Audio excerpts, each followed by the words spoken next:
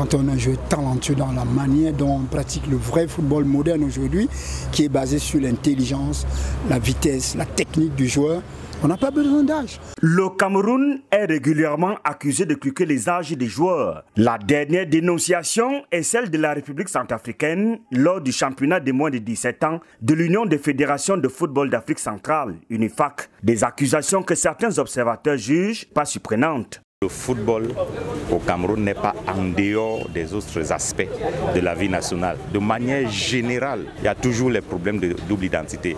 Allez à la DGSN, là où on fabrique les cartes d'identité, vous verrez qu'entre autres raisons pour lesquelles les cartes d'identité ne sortent pas, il y a cette question de fraude sur l'âge. Aller à la fonction publique, aller dans le domaine de la défense, il y a des militaires qui, lors des formations, sont révoqués pour problèmes d'identité.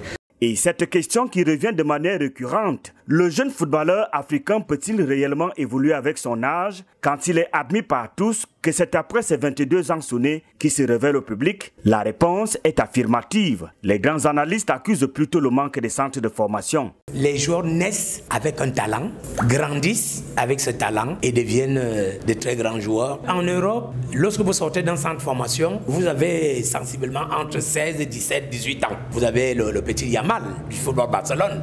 Vous voyez à quel âge il explose avec les grands. Les Africains peuvent le faire. Ils ont le talent, mais ils ont tout simplement besoin d'être détectés tôt. Mais il faut conclure pour certains que le phénomène d'âge truqué ne se pose pas seulement en Afrique. Tous les continents sont concernés. Nous avons joué avec des footballeurs européens. Dans ce milieu-là, vous le ressentez, même dans la manière de la réflexion, la façon de faire, la manière même de vous parler ou de vous dire des choses. Vous savez que celui-ci, c'est un aîné. Mais sauf que dans les papiers, c'est différent. Rappelons tout de même que la CAF et la FIFA ont bien des méthodes pour vérifier l'exactitude de l'âge d'un joueur. Une fois validé, plus de débat.